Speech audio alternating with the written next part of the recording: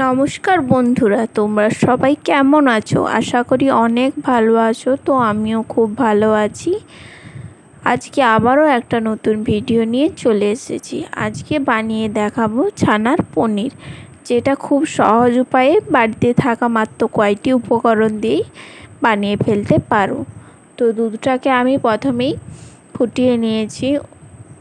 ফুটানোর পরে যেহেতু বাড়িতে তেঁতুল ছিল, সেই জন্য জলের মধ্যে একটু তেঁতুল ঘাঁটিয়ে দিয়ে দিয়েছি। ছানাটা আমার কেটে গেছে। ছানাটা আমি একটুক্ষণ ফুটিয়ে নিয়েছি যাতে ছানাটা নরম না থাকে, একটু শক্ত হয়ে যায়, সেই জন্য। এরপর আমি একটা পরিষ্কার কাপড়ের সাহায্যে কিন্তু এইরকম নিংড়ে নিংড়ে জলটা কিন্তু বের করে নিয়েছি। একটা থালার উল্টো দিকে বসিয়ে নিয়েছি, ঠিক হাতে করে চেপে চেপে। আর ভিজিয়ে রাখা গামছাটাও কিন্তু আমি এইরকমভাবে হাতে করে ভালো করে চেপে দিচ্ছি। ভিজে গামছাটা দিচ্ছি কারণ যেটাই আমি ছেঁকেছিলাম সেইটার সাথে দিচ্ছি, কারণ জলটা অনেকটাই টেনে নেবে আর খুব সুন্দর হবে। তার উপর একটা আমি পাথরের টুকরো বসিয়ে দিয়েছিলাম। আমি 2 ঘন্টার মতো রেখেছিলাম। তারপর এটা আমি কেটে নিচ্ছি ছোট ছোট পিস পিস করে। দেখতেই পাচ্ছ কতটা সুন্দর হয়েছে, একদমই খুব ভালোভাবে উঠেছে। দেখতে পাচ্ছ একটুকুনো কিন্তু ভাঙেনি জিনিসটা আমার। দেখতে পাচ্ছ একদম সুজির দানার মতন হয়ে গেছে।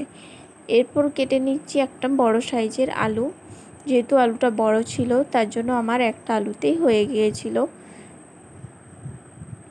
আলুর খোসাগুলো ছাড়িয়ে এরকম ছোট ছোট করে কিন্তু আমি কেটে নিয়েছি। আর ভিজিয়ে রেখেছি কিন্তু কলাই, সবুজ কলাই। এরপর কুকারে দিয়ে দিয়েছি কেটে রাখা আলুগুলো, আর ভিজিয়ে রাখা কলাইগুলো কিন্তু আমি দিয়ে দিয়েছি। সবুজ মটর কিন্তু আমি দিয়েছি, এখানে তোমরা ছোলাটাও ব্যবহার করতে পারো। এরপর দিয়ে দিচ্ছি পরিমাণ মতন জল, আর দিয়ে দিয়েছি লবণ। এরপর ভালো করে কিন্তু একটু ঝাঁকিয়ে প্রেসার কুকারের ঢাকনাটা বন্ধ করে দিয়েছি। আমি দিয়েছি 2টো সিটির মতন, যেহেতু কলাইটা ছিল সেই জন্য। আর দেখতেই পাচ্ছ কত খুব সুন্দরভাবে সিদ্ধ হয়ে গেছে। আর কড়াইতে তেল গরম হয়ে যাওয়ার পর আমি কিন্তু পনিরগুলো একটি একটি করে কিন্তু ছেড়ে দিচ্ছি, কারণ একসঙ্গে দিয়ে দিলে ভেঙে যায়, সেই জন্য একটি একটি করে দিয়ে আমি কিন্তু ভালোভাবে লাল লাল করে কিন্তু ভেজে নিচ্ছি। দেখতেই পাচ্ছ কালারটা ঠিক এরকম চলে এসেছে। খুব একটা বেশি ভাজারও কিন্তু দরকার নেই, তাহলে কিন্তু চিমড়া হয়ে যেতে পারে। এরপর এক একটা করে কিন্তু আমি তুলে নিয়েছি সবগুলো। সেই তেলেই কিন্তু আমি দিয়ে দিচ্ছি 2টো গোটা তেজপাতা, একটা গোটা লঙ্কা। একটু নাড়াচাড়া করে কালারটা একটু বদলে আসলে এর ওপর কিন্তু দিয়ে দেব বেটে রাখা আদা।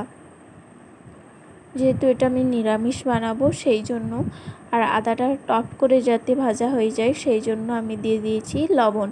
আর কেটে রাখা টমেটো কুচিগুলোও কিন্তু আমি দিয়ে দিচ্ছি। নাড়াচাড়া করার সময় অল্প একটু নরম হয়ে গেলে দিয়ে দিয়েছি 1 চামচের মতন লঙ্কা গুঁড়ো, আর দিয়েছি 1 চামচের মতন জিরে গুঁড়ো। এরপর সবগুলো জিনিস ভালোভাবে নাড়াচাড়া করে কিন্তু অল্প পরিমাণে জলটা দিয়ে দিচ্ছি। এরপর খুন্তির সাহায্যে ভালো করে নাড়াচাড়া করে কিন্তু কষিয়ে নেব। এরপর সেদ্ধ করা কলাই এবং আলু ভালো করে কষিয়ে নেব নাড়াচাড়া করে। আর অল্প পরিমাণে কিন্তু আমি একবারের জন্য ঢাকাটা আমি দিয়ে দেব, যেহেতু কলাইটা রয়েছে সেই জন্য। ঢাকাটা দিলে কিন্তু মশলার ফ্লেভারটা ভিতরে খুব সুন্দরভাবে যায়। এরপর দিয়ে দিয়েছি পরিমাণ মতন জল, দিয়ে দিয়েছি লবণ। যেহেতু সেদ্ধ করার সময় আমি লবণ ব্যবহার করেছিলাম সেই জন্য লবণটা যেহেতু জল দিয়েছি সেই জন্য ব্যবহার করেছি। আর দিয়েছি লঙ্কার গুঁড়ো আর বেটে রাখা কাজু। তোমরা কাজু না থাকলে বাড়িতে বাদাম থাকলেও কিন্তু বেটে দিতে পারো। এরপর ভেজে রাখা পনিরগুলো কিন্তু আমি দিয়ে দিচ্ছি।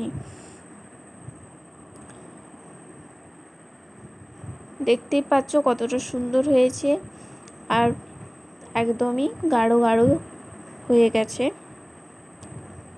এরপর দিয়ে দিচ্ছি 2 চামচের মতন চিনি।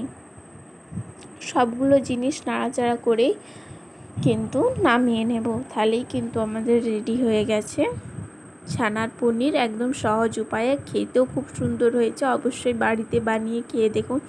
দেখতেও যতটা সুন্দর, খেতেও তার থেকে কিন্তু বেশি সুন্দর। আশা করি তোমাদের ভালো লাগবে। পরের ভিডিওতে দেখা হচ্ছে। টাটা।